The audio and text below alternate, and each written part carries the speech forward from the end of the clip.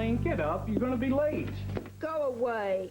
Uh-oh. Someone didn't have their cranky medicine today, and I think their initials are Y-O-U. Get up. No, I'm not going to school. And then you woke up. I wish I were back in Virginia. Married to a man with a red neck and brown teeth. We'd have 7 stupid kids who'd never eat vegetables. Well, that's beautiful, and it's important to have a dream. But today, you're going to La Escuela. I don't belong here, Boyd. I didn't have the same upbringing as the students at Harrington. What are you talking about? You were all raised by the same television, so come on, let's locomote. No! I'm going to take that as a yes. Please, Boyd, you don't understand. I can't go back there. It's so intimidating. Please. All right, sugar. Have a good day. Don't forget to play nice.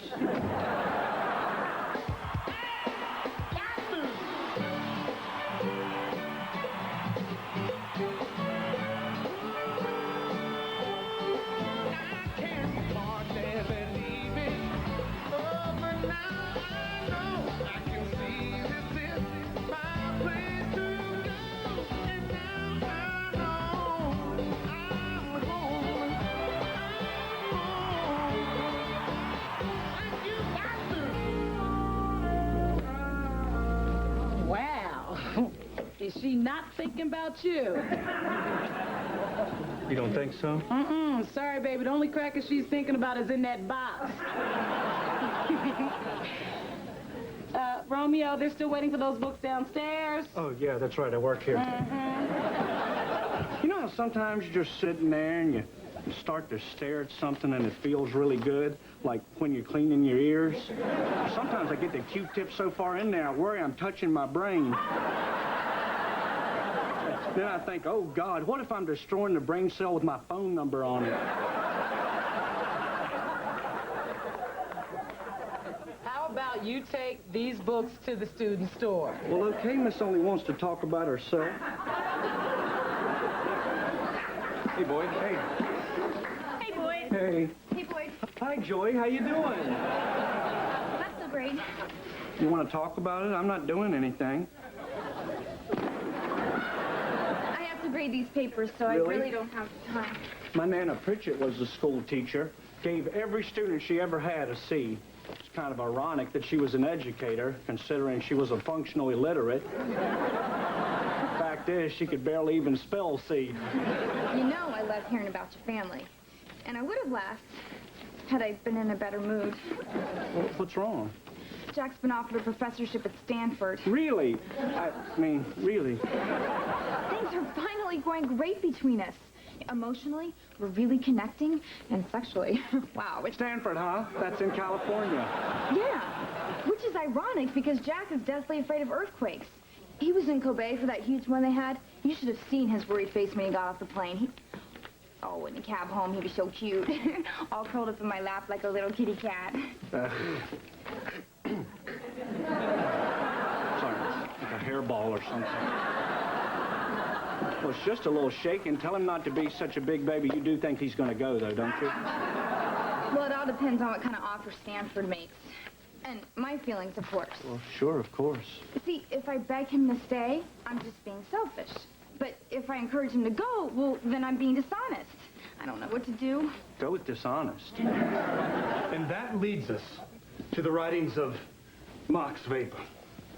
Weber starts with the assumption that status dictates all social interaction. Status dictates all social interaction. Think about that. Miss Pritchett, what do you think about that?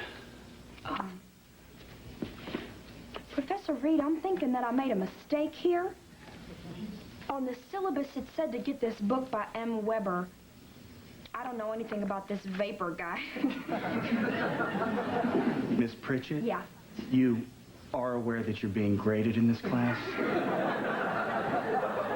We will resume our discussion on vapor social theories on Thursday. You should have read up to chapter 6 by then. Any questions, come see me during office hours. Now go.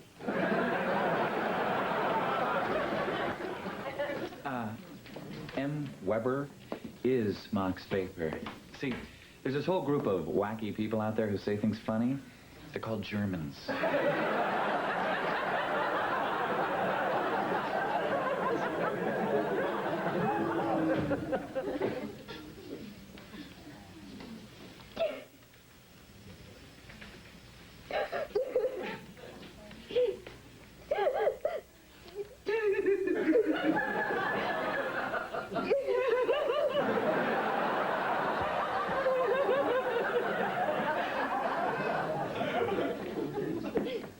Are you okay?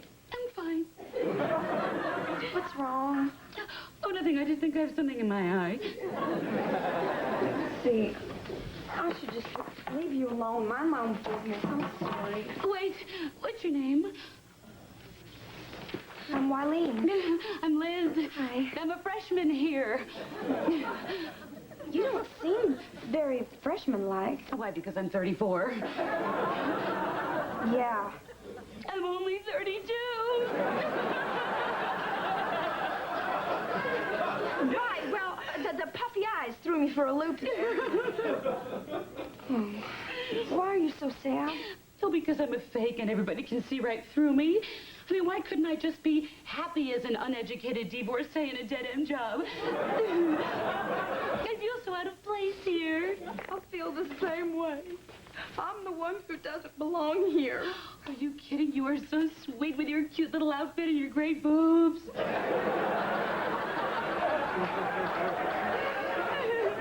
It's just a good bra.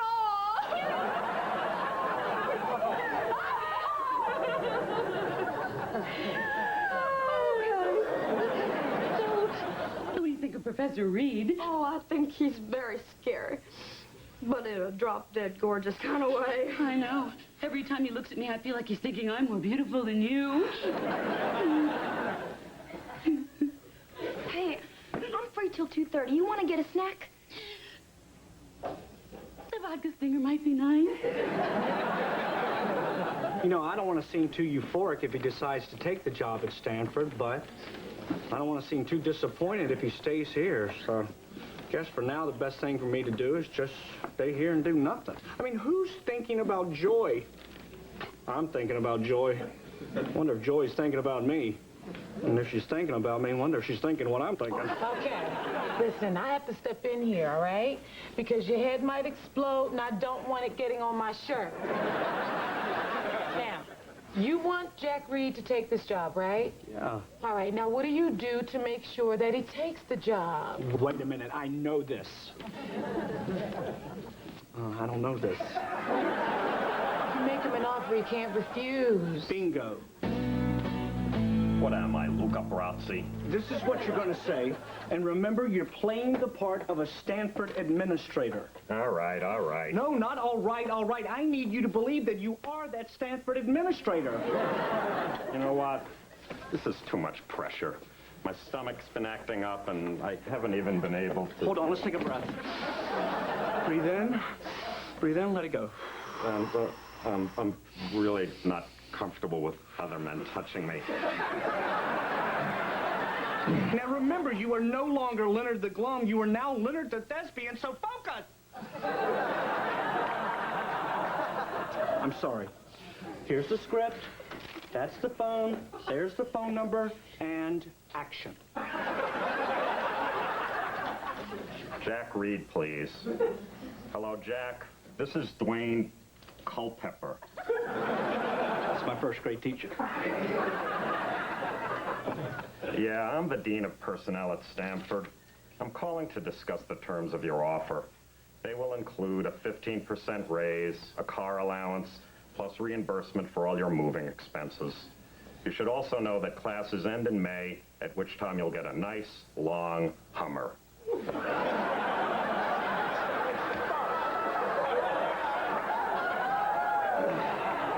Nice, long summer. You'll have to excuse me. I sometimes confuse my H's with my S's. He's not buying it. Well, I don't know. Tell him we'll give him some land. We'll give you some... All right, listen, you. Maybe I haven't made myself clear. This is Stanford freaking University we're talking about. Now, I made you a very generous offer, too generous if you ask me.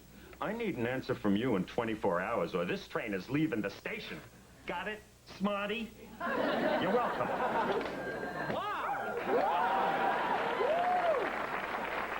What a performance!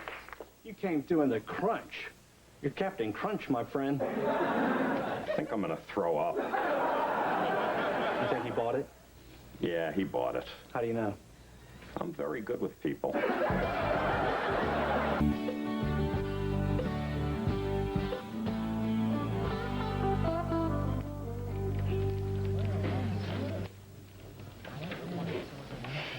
You like my tattoo?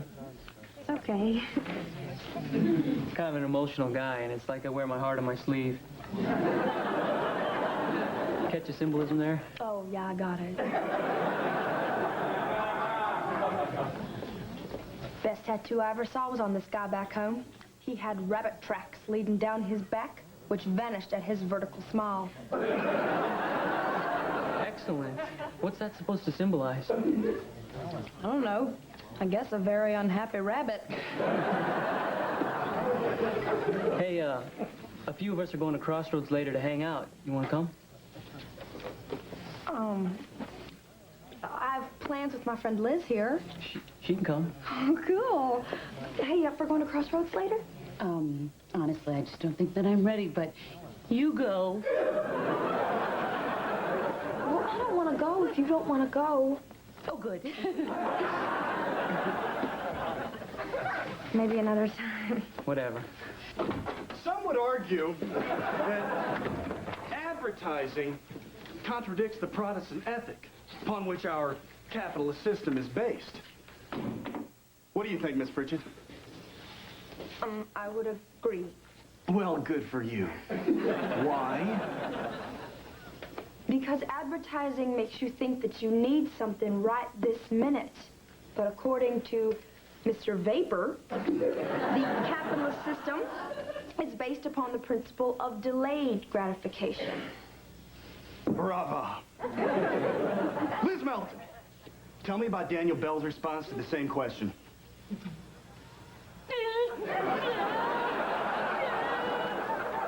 And you thought that offering Jack these incentives would be an effective way of getting him to go?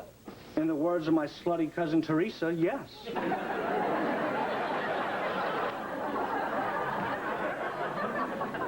I don't believe it. Well, believe it, sister. Don't try to take any of the credit for it, because it's all mine. Well, riddle me this, Gilligan. What happens when Jack calls Stanford back looking for this Dwayne Culpepper? Tasha, there's no Dwayne Culpepper at Stanford. You know something? You're really harshing my mellow here. Here. Hey, Boyd, Hey, Joy. can you get my stuff? Sure. What's the matter? Jack's gonna take the job at Stanford. They made him an offer he couldn't refuse. Oh, excuse me. Yes! I found my pencil. You know something, Joy? I am so terribly sorry to hear about this. By the time he got off the phone with Stanford, his decision was made. The whole thing makes me sick. Hey, come on now. It's gonna be all right. I can't believe he's actually going. You know, I'll never forget the first thing he ever said to me. I was walking to my Soviet history class, and he passed me in the hall, looked me right in the eyes, and said, "You know, the Russians are Clausewitzian." Like I've never heard that line before. That was the beginning. I guess this is the end. Oh, Joy, come on. Let me tell you a little story about my Uncle Calvin. My Uncle Calvin sold live bait, anchovies. And then one day, this guy called... You know something? This story's going to bore the crap out of you, so I'm going to cut right to the quick.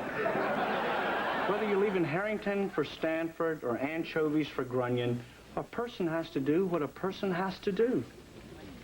I know. This is what Jack has to do.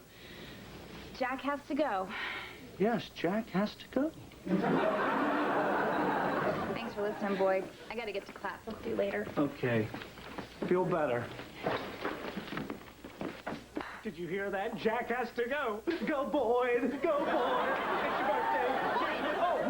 told you I was in no mood for dancing. Now, please, leave me alone. Joy, I thought you had a class. I'll be late. Boyd, you're right. A person has to do what a person has to do. Jack has to go to Stanford, and I have to go to Stanford with Jack. Oh, no, Joy, you totally missed my point about Uncle Calvin. Fish don't like grunion. Grunion is like the Brussels sprout of the aquatic world. Boyd, if I don't go, I'll never know if this relationship was meant to be. I mean, I'll just finish my dissertation there. Oh, my God. I can't believe I'm going to do this. Oh, darling, don't kid yourself. California is the on-ramp to the apocalypse.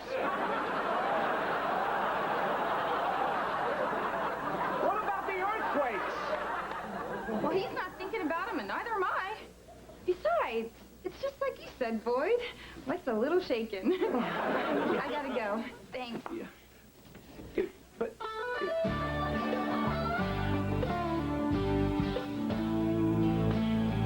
Are you sure you're gonna be all right? Oh, I'll be fine. Really, I just think I have something in my eye again. Yes, I know, Liz. They're called tears. You really make me laugh. I'll see you tomorrow. Okay, all right. Bye-bye. What's with little Mary Sunshine? She had a rough night. Her pen ran out of ink. Why are you still hanging out with her? I can't just dump her. Wally, would you keep a chive on your tooth just because you enjoyed last night's baked potato?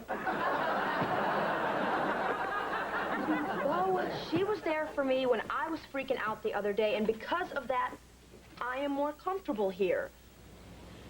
But now she needs me. It'd be wrong just to walk away. You're right, Wileen. You're doing the right thing. Besides, these friends that you meet in college, they're going to be the friends for the rest of your life. So I truly believe that you are doing... Let's get real. This chick is bringing me down. Maybe she just needs a date or something. What are you doing this weekend? Oh, no. I'd rather crawl across a field of broken glass into a pool of lemonade. So what am I gonna do? I have an idea. I really don't like this, you know. Hello, Liz. This is Leonard Prince. Listen, Liz, when I met you the other day, I thought you were really boxy. Really foxy. What is it with the penmanship in your family?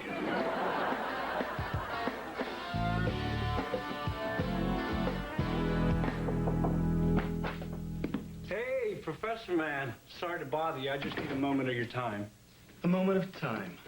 For the inane or the sublime? Wow, now that's one dope rhyme, Snoop Smarty Smart. What can I do for you? I just need to change this bowl. Hey, there's a buzz going over at the union that you're leaving Harrington. Stanford wants me. I'm being paged by the big boys. Well, that's kind of shocking, considering that you're thought of as a star around here. Hell, I'd be lying if I said that was the first time I heard that. The question is why?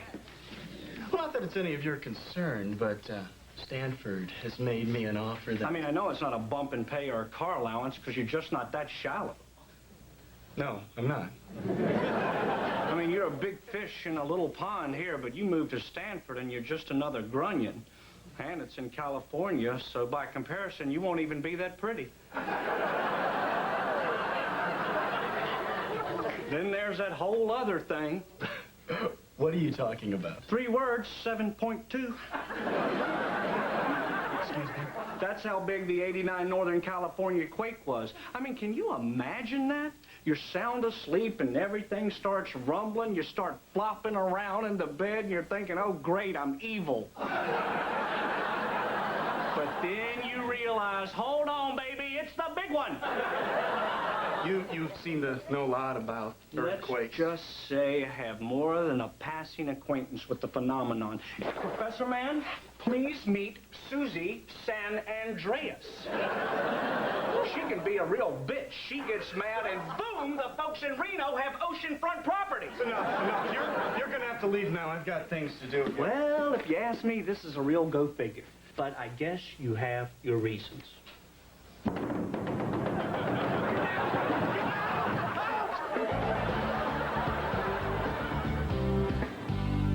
What's the craziest thing you've ever done in the name of love?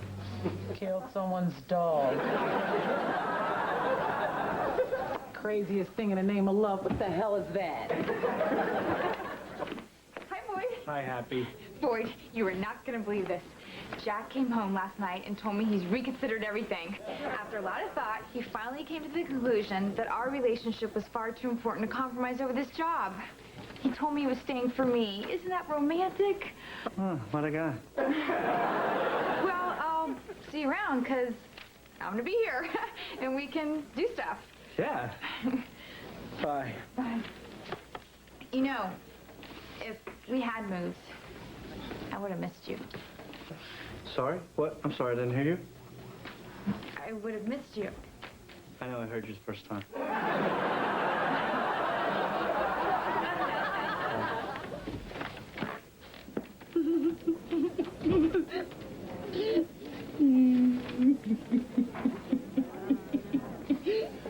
No, really, you're a wonderful woman. It's just, I don't date freshmen.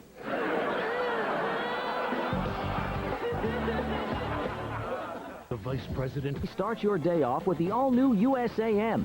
Get primetime laughs in the AM. Monday morning, USA starts your day off with the all-new USAM. It's an all-new lineup of big-time comedies. Bob Saget hosts 2 hilarious episodes of America's Funniest Home Videos, followed by the Jeff Foxworthy Show, Something So Right, The Single Guy, and Boston Common. Now, there's more Boston Common next on USA.